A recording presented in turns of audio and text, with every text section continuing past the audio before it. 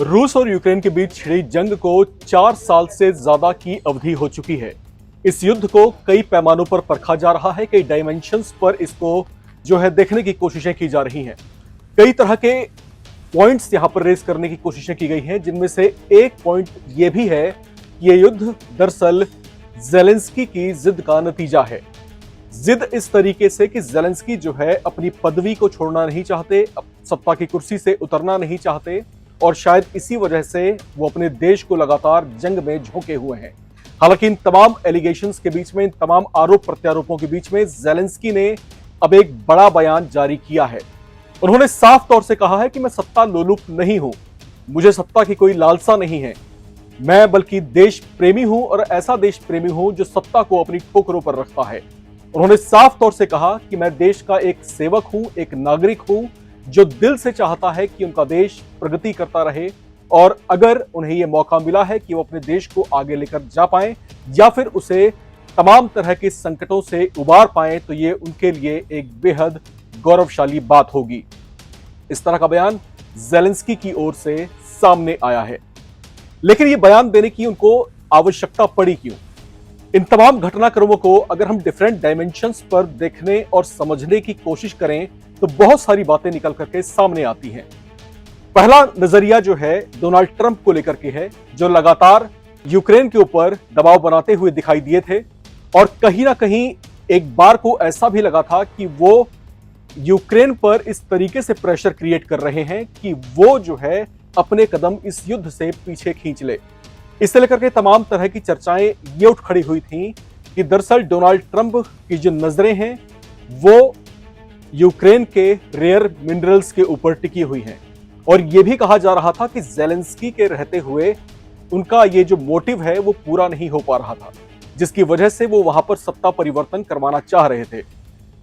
यहां पर कुछ बातें निकल करके जो सामने आ रही थी, उसके मुताबिक जो नया शख्स सत्ता पर काबिज होता, शायद वो इन शर्तों के साथ होता कि अमेरिका उसको संरक्षण प्रदान करेगा, एक अघोषित तरीके का संरक्षण प्रदान करेगा, बशर्ते रेयर मिनरल्स की जो डील है अमेरिका के साथ में साइन हो जाए। हालांकि यहां पर जेलेंस्की के कार्यकाल की अगर हम बात करते हैं तो जेलेंस्की की ओर से हालांकि पेशकश की गई थी, लेकिन वो नतीजे तक नहीं पहुंच पाई है। और जो रेयर मिनरल्स की जो चर्चाएं खड़ी हुई थी, उन रेयर मिनरल्स को लेकर के ये कहा जाता है कि ये ऐसे रेयर मिनरल्स हैं जो सिर्फ यूक्रेन के ही पास हैं।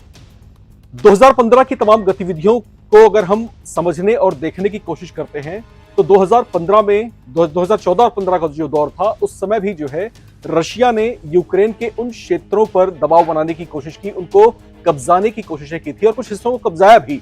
ये वो हिस्से हैं जहां पर रेयर मिनरल्स के नए भंडार खोजे जा सकते हैं। तो क्या यह माना जाए कि रूस यूक्रेन युद्ध का जो मूल है वो दरअसल कुछ और नहीं बल्कि रेयर मिनरल्स के वो खदाने हैं जिससे रशिया मालामाल हो सकता है। अमेरिका इस पूरे गतिरोध में जिस तरीके से उतरा हुआ है, क्या ऐसा हो सकता है कि जिसमें अमेरिका इंटरेस्ट ले रहा हो उसके अपने कुछ हित ना जुड़े हों? जाहिर सी बात है, उसके अपने कुछ ना कुछ हित जरूर होंगे। दुनिया भर के बुद्धिजीवियों ने इन तमाम गतिविधियों को देखा, परखा और समझने की कोशिशें की और यह भी जाना कि डोनाल्ड ट्रंप को इस बात का एहसास है कि अगर वो सीधे तौर से रूस के ऊपर प्रेशर डालने की कोशिश करेंगे या फिर यूक्रेन के साथ एकदम से खड़े हो जाएंगे और रशिया को धमकाएंगे, तो हो सकता है कि परिस्थितियां पलट जाएं। तो ये युद्ध जो यूक्रेन वर्सेस रशिया है, वो बदल करके अमेरिका वर्सेस रशिया ना हो जाए। अमेरिका नहीं चाहता कि वो एक नए तरह का बैर मोल ले ले। हमने कुछ महीने पहले देखा था जिस तरीके से डोनाल्ड ट्रंप लगातार यूक्रेन को समझाने बुझाने की कोशिशें कर रहे थे कि भाई अपने कदमों को तुम पीछे लो और इस युद्ध को किसी भी तरीके से शांत कराओ, इस युद्ध से पीछे हटो। लेकिन ऐसा करने के पीछे, इस तरह की मध्यस्थता करने के पीछे उनकी किस तरह की लालसाएं थी, यह भी लगातार चर्चाओं का विषय बना रहा। जेलेंस्की को लेकर के उनका जो नजरिया था, जिस तरीके से आपसी टकराव व्हाइट हाउस में दिखाई दिया, जिस तरीके से दोनों लड़ते भिड़ते दिखाई दिए थे, उससे कहीं ना कहीं दुनिया को यह संदेश गया था कि ट्रंप दरअसल जेलेंस्की से बैर रखते हैं और उनको पद से मुक्त करवाना चाहते हैं। हालांकि उन तमाम गतिरोधों के बाद अब कहीं ना कहीं एक बार फिर से अमेरिका का रुख बदला हुआ दिखाई दिया। जेलेंस्की को उन्होंने फिर से डिफेंसिव वेपन्स की सप्लाई शुरू की ताकि वो रशिया के अटैक से अपने आप को जो है बचा सके।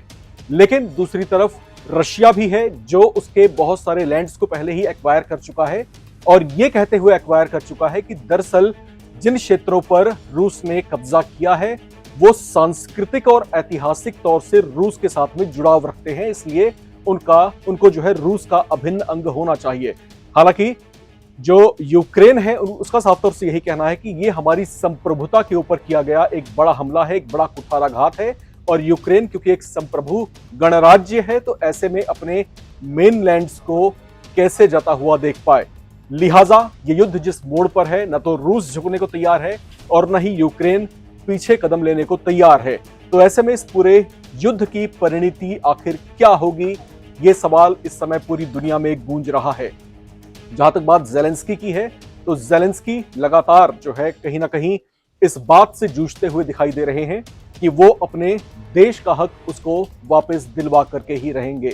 लेकिन जिस तरीके से उनको आड़े हाथ लिया गया अमेरिका की ओर से और जिस तरीके से रशियन प्रेसिडेंट और रशियन प्रशासन जो है वो लगातार जो है ज़ेलेंस्की के प्रशासन को लेकर के जिस तरीके से आक्रामक बना रहा और जिस तरीके से उनका माखौल भी कई बार उड़ाया जाता रहा, कहीं ना कहीं इस बात का साफ तौर से संकेत है कि वो जो है ज़ेलेंस्की को पदमुक्त करवाना चाहते हैं। शायद ऐसा होने पर ही अमेरिका के हित पूरे हो पाए और शायद ऐसा होने पर ही कहीं जो है इस युद्ध का अंत होता हुआ दिखाई दे।